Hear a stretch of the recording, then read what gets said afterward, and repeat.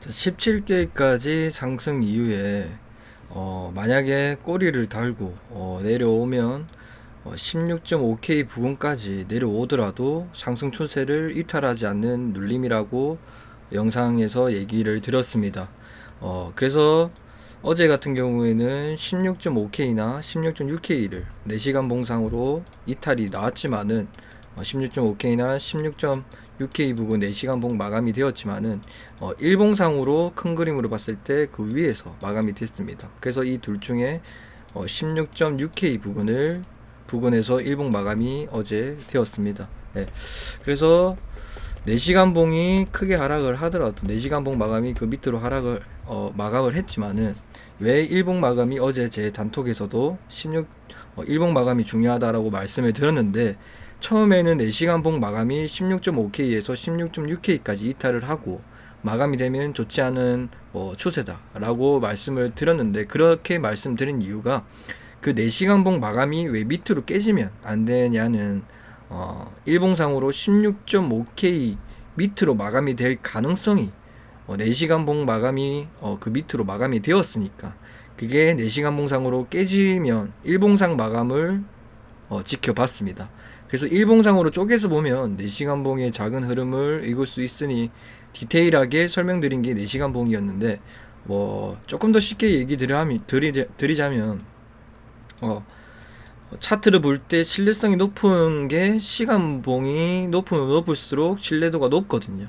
그래서 차트의 변동성은 시간봉이 작으면 작을수록 높고, 그래서 시간봉이 높으면 높을수록 신뢰도가 높으니까 4시간봉 마감이 깨지더라도 만약에 깨지더라도 일봉상 마감도 마지막으로 체크를 해봤는데, 다행스럽게도 16.3K까지 하락 이후에 마감이 300불 이상으로 상승을 시키면서 16.6K 부근을 안착을 하면서 아직도 상승 추세가 살아있다 라고 말씀을 드리고, 그렇게 단기적인 관점을 말씀드렸고, 그리고 지금 현재 제가 31일이나 1월 1일 되었을 때 이게 448일선가 896일선이 데드크로스가 나면서 역배열이 완성이 되고 하락 추세가 마무리되는 시점이 그 시기라고 말씀을 들었습니다. 예.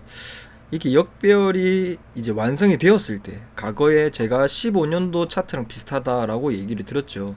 예, 다른 분들은, 유튜버 분들은 어떤 식으로 브리핑을 하느냐 제가 봤는데, 17년도 19년도 이때 차트랑 비슷하다라고 보고 있더라고요. 근데 이 이평선이 똑같진 않죠. 그래서 15년도 차트랑 저는 비슷하다라고 봤고, 이렇게 역배열이 완성이 되었을 때 어떻게 되는지 그때 당시 15년도 차트 한번 보고 오도록 하겠습니다. 자, 이렇게 되면서 크로스가 나기 직전에 큰 하락이 나와요. 그죠? 그 다음에 크로스가 되고 난 다음에 지금 현재 상황이랑 똑같거든요.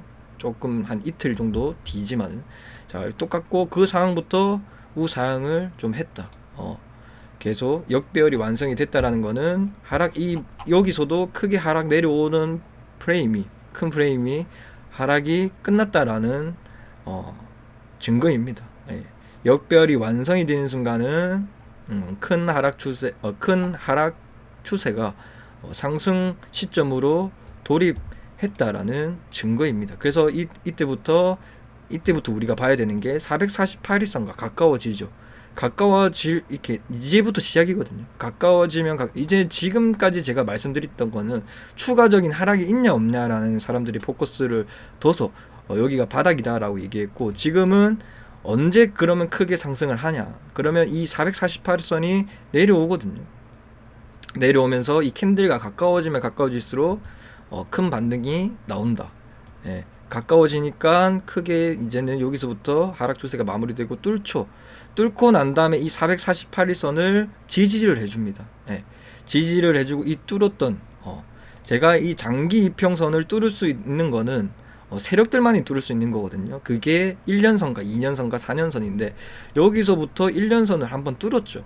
뚫고 난 다음에 역배열이 완성이 되기 직전에 큰 하락이 나왔고, 역배열이 완성이 되고 하락 추세가 마무리가 되고 난 다음에 또 2년선을 세력들이 뚫었죠. 그래서 여기가 매집봉이다.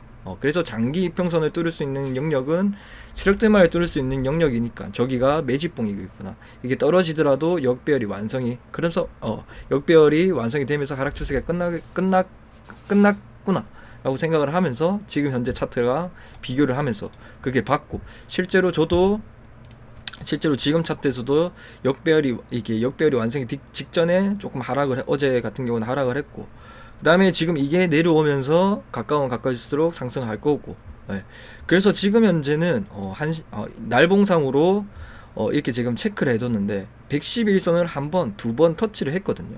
세 번째 터치를 할 때다. 그래서 4시간 봉상으로 언제 저기까지 가냐, 저기가 111선까지 저는 뚫고 2만 불까지 온다라고 보고 있거든요. 지금 2만 불 라인이 224선까지 온다라고 보고 있습니다. 이게 2700불이거든요. 2700불. 이 2700불이 아마 2200불 정도 되었을 때 펑핑이 나올 거라고 보고 있고, 지금 그러면서 시간이 흐르면서 이게 좀 내려오겠죠.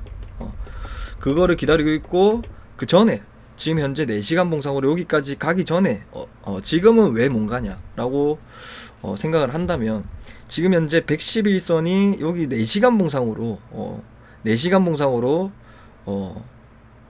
봉상으로 이 역배열이 아직 이 두 개가 아직 안 됐죠. 이게 111선이 내려오고 빨간색이 올라가야 되는데, 이 크로스 되겠을 때 얘도 크로스가 이제 좀 있으면 나거든요.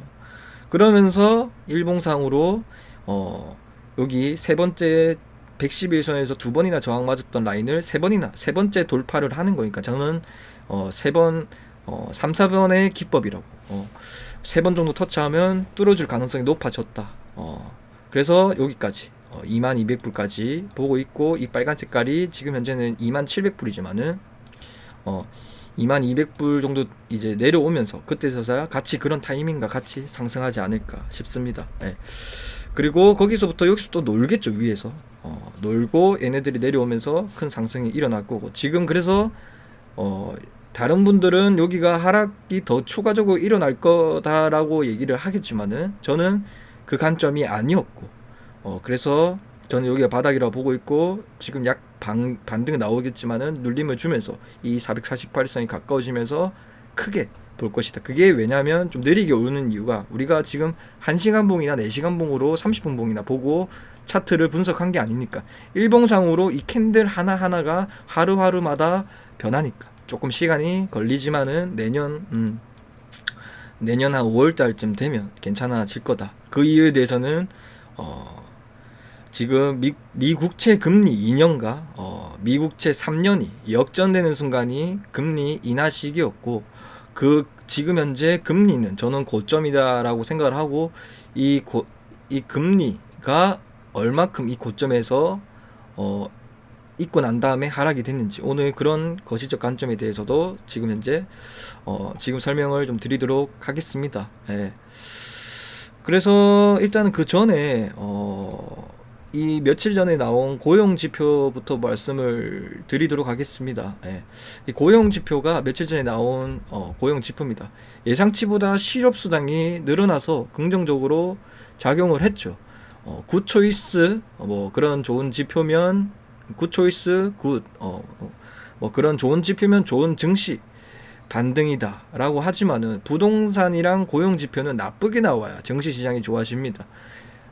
그래야 연준에서 긴축에 대해서 조금 그런 부분에 대해서 풀게 되니까.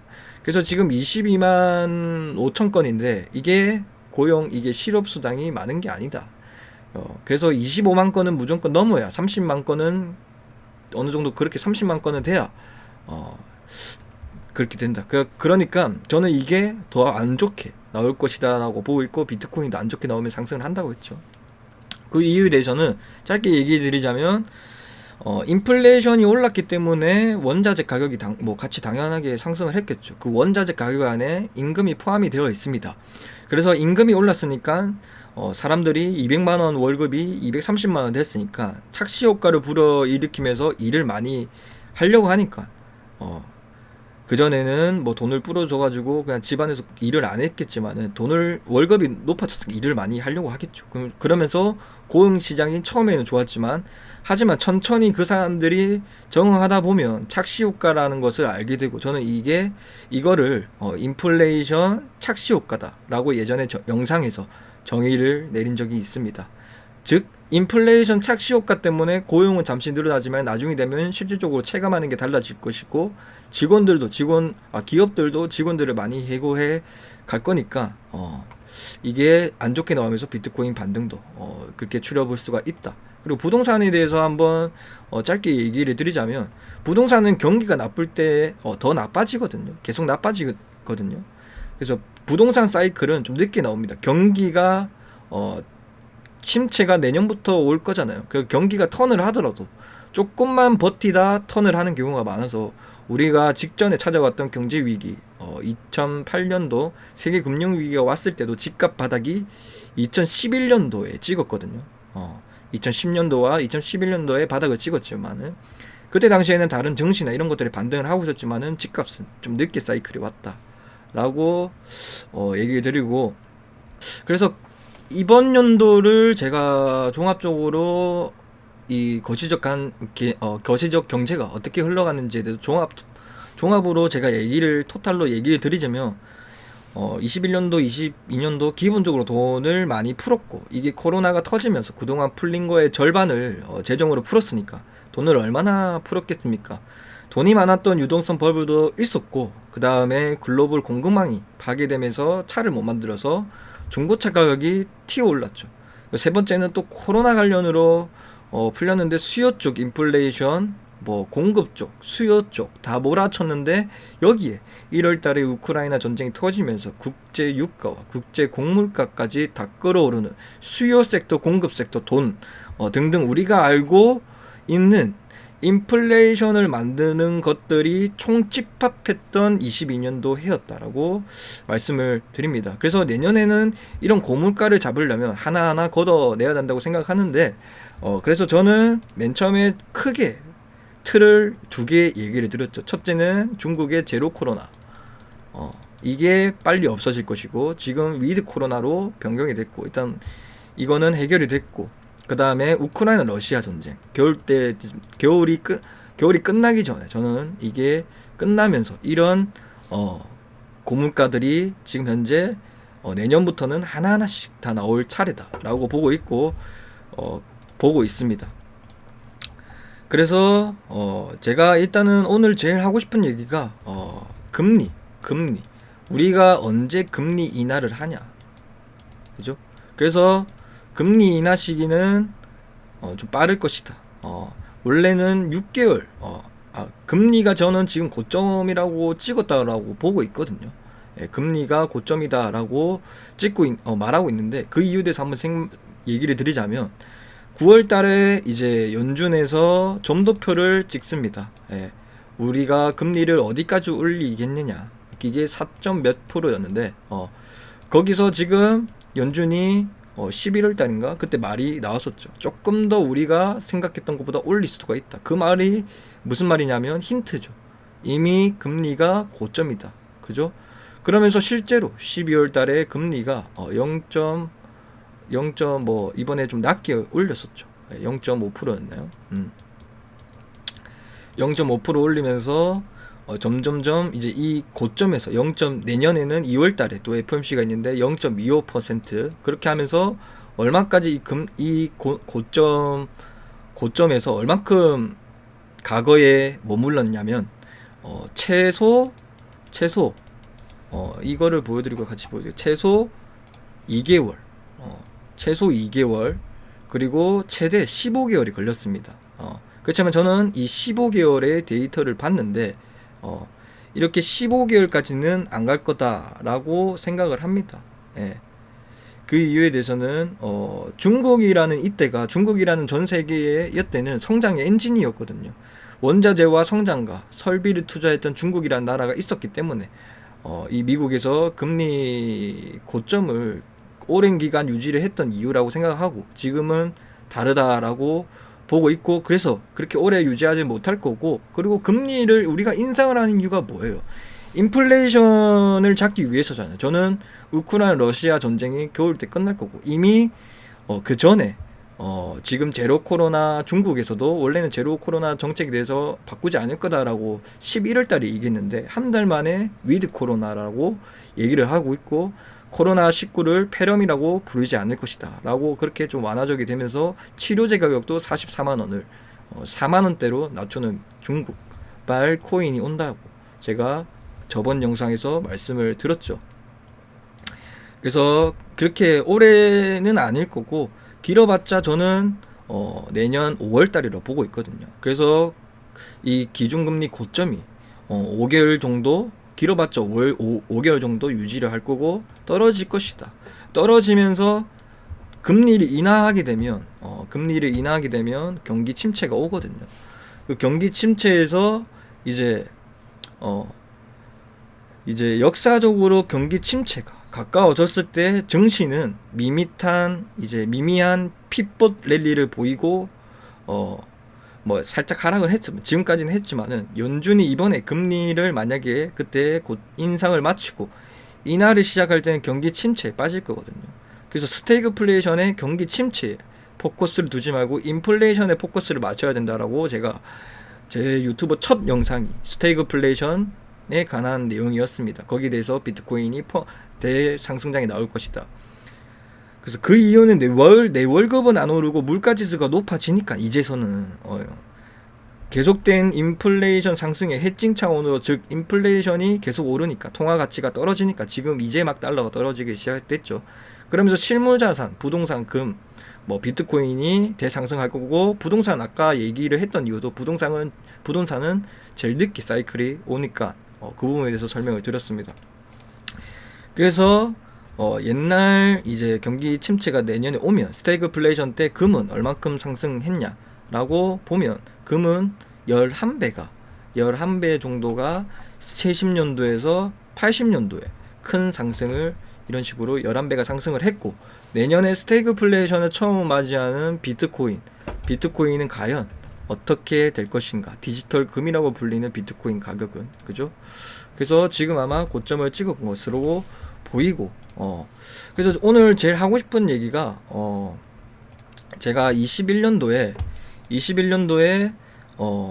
이런 식으로 인플레이션을 잘 볼 것이다 라고 얘기를 들었거든요. 저는 이게 큰 그림을 보고, 큰 그림을 일찍 그 전에 잡아놓고 그렇게 플랜을 이행을 하거든요. 그래서 이때 미국 부양책 지원금으로 코인 및 주식시장으로 유입, 그리고 투자시장 가열됐죠. 가열되는 걸 알기 전에 저는 투자를 해서 돈을 많이 벌었죠. 30억까지. 그 다음에 나는 언제 튀어야 될지를 봤죠. 고래 및 기관들 투자시장 물량 정리 후에 마무리.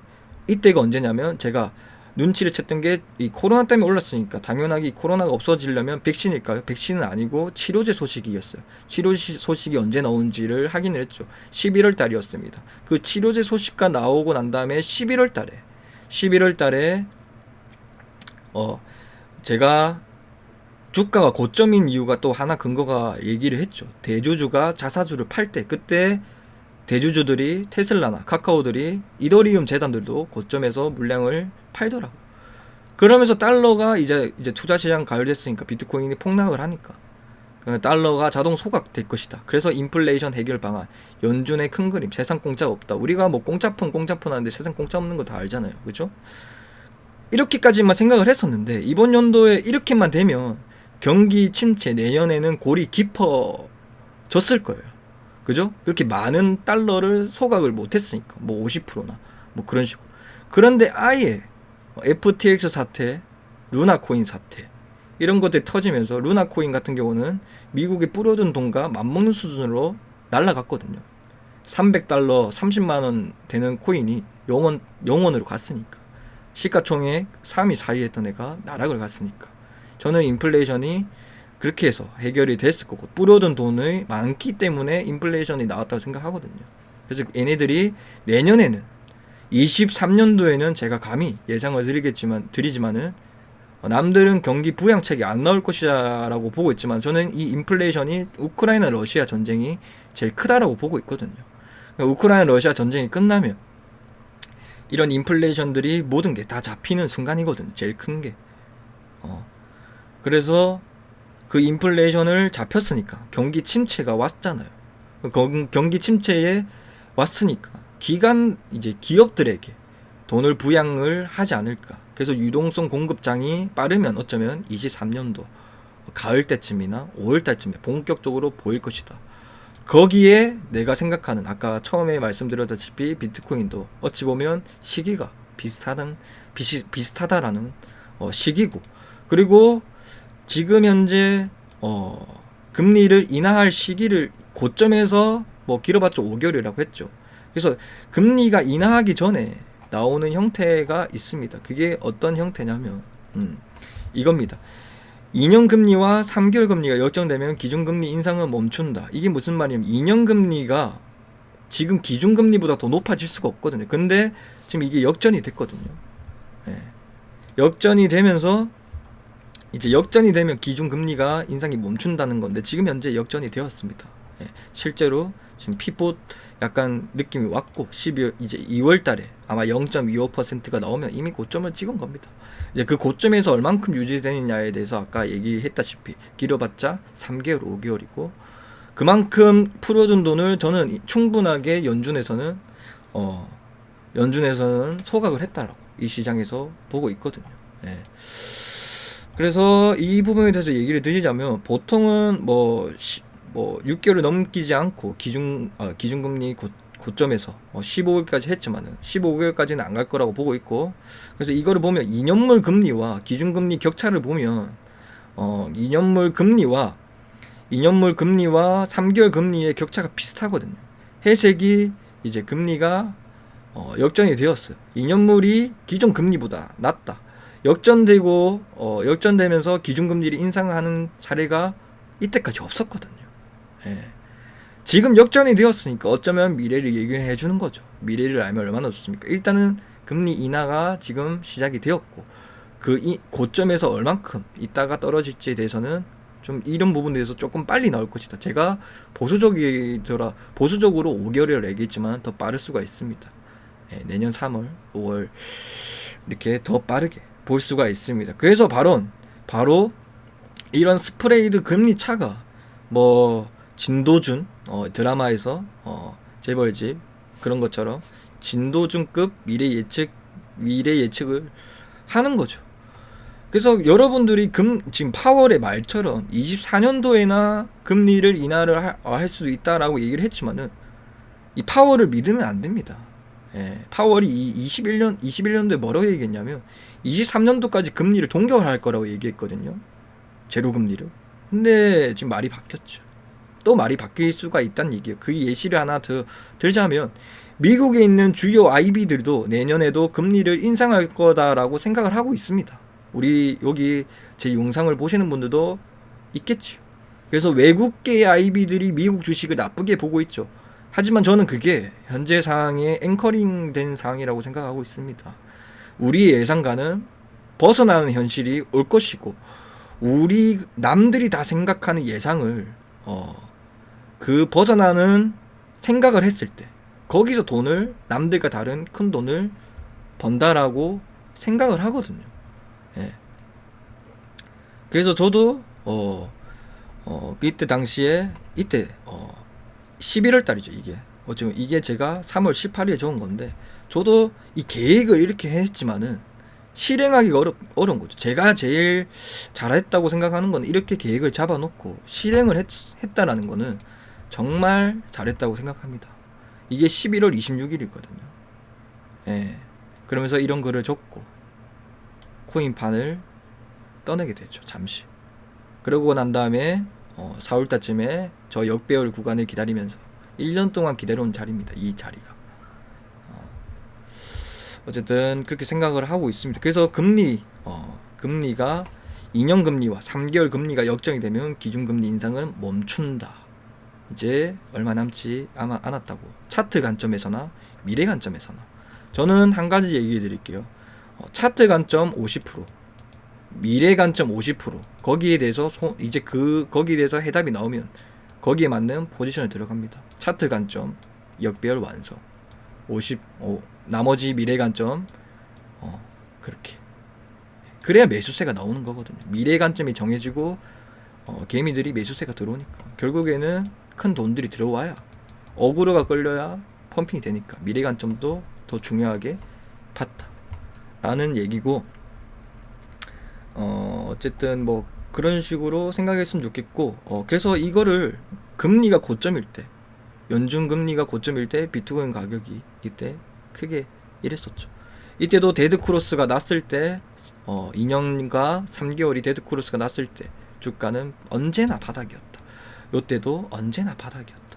지금 이 상태에서 여러분들의 선택은, 그래서 이런 얘기를 좀 잘 하시는 분들이 없어요. 뭐 비트코인 시장이 어쨌든 차트 관점에 대해서만 얘기하는 그런 뽕아 그런 유튜버 분들은 보지 마시고, 그 남들과 다 보는 시야 차트에는 정답이 없다라고 보고 있습니다. 거기에 대해서 근거를 찾으려면 미래 분석을 얼만큼 잘하냐에 따라서 저는 그 사람이 진짜 그거라고 보거든요. 차트는 조금만 배우면 읽을 수가 있는 거거든요. 예. 근데 미래 분석이라는 거는 차트 관점 분석하는 것보다 저는 더 힘들다고 보거든요.